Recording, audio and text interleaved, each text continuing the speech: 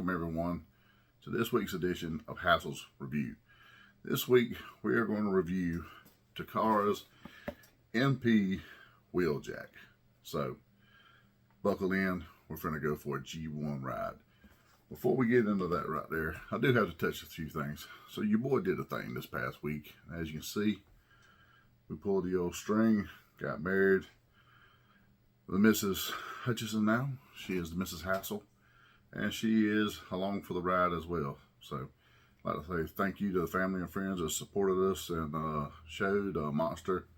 Special shout out to you for coming all the way from Bizarro land to be here with us and share our special moment. So beyond that, let's move on. And today, like I said, we're going to review Masterpiece Edition WheelJack. Now see, Gary picked this one up for me up in Ohio at a store up there, fine collectible store up there.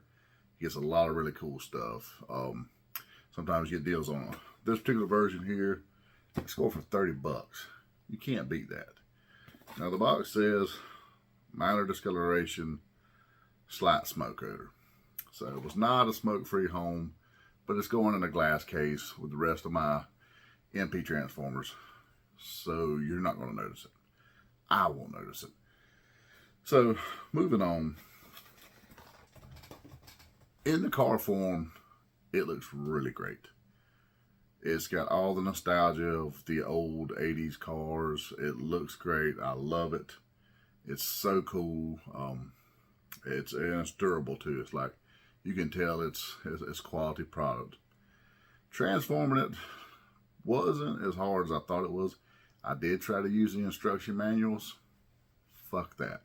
It was in Japanese, and them shits made no sense. So, your boy just fingered his way through it and finally found a way. Just looking at the picture and trying, it wasn't rocket science. All in all, it was a pretty fun transform, actually. Once you get him transformed and get him in actual robot mode, he looks really great. You do the 360 of him. It's just all in all a really, really, really great figure. I'm happy with him. He's going to go in the case and be on my Autobot shelf with probably right next to Ironhide. I'm going to stick him in between Ironhide and Cup, and because WheelJack was always one of my favorites growing up. I don't know what it was about him. He was very cool cosmetically to me. The character himself, so.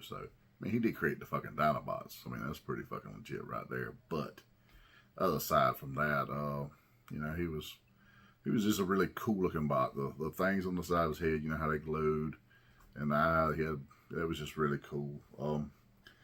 Looking at the figure himself, like I said, it said slight discoloration. They wasn't kidding. Right here, you can kind of see a little bit of yellowish, so to speak. The rest of the white is actually pretty damn pristine. Look at the back, which is always one of the cool things about this masterpiece.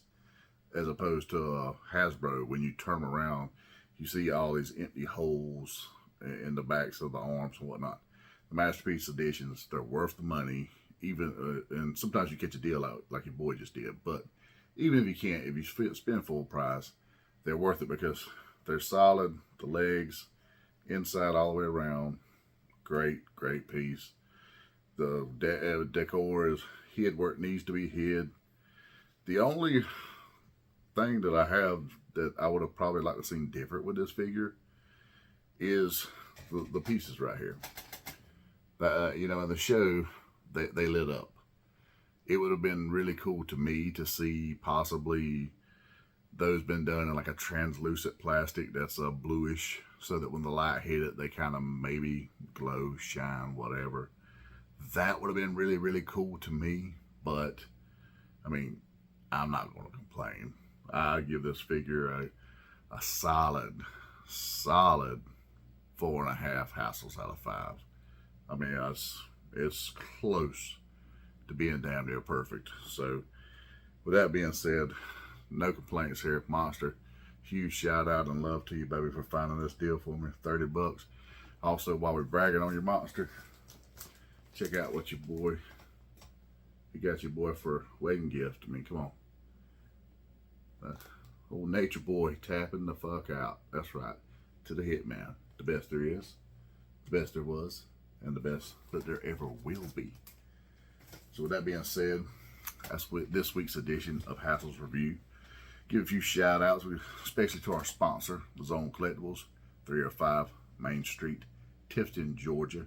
They will hook you up with all your nerdy needs as they are having their 5-year anniversary in just 2 weeks' time. I mean, come on, go see them. Daniel Garcia is going to be there. The 501st is going to be there. This asshole will be there.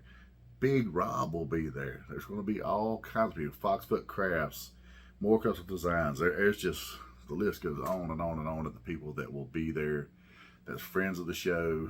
And, you know, they're an amazing sponsor. And besides that, Kim and Kevin Clady, Alex, who runs the store, great, super people.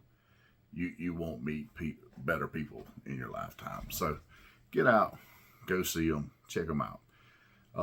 Also, would like to give a shout out to Big Rob's House of Entertainment and No Chinese Food. You can check him out on YouTube as he does rambling road stories. He does reviews. He does a little bit of everything. Stand-up comedian.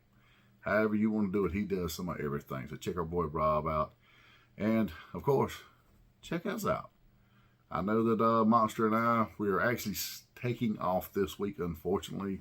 We had an interview planned with the creator of Savage Squatchternaut. I think I said that correctly. Wes Hartman. However, that got postponed for 2 weeks, unfortunately, due to Monster being out of the States away on business with Cobra. And Mr. Hartman as well having allergy issues. So it just didn't work out. Next week we'll be back with James B. Jefferson of Warrior Island comic and upcoming movie.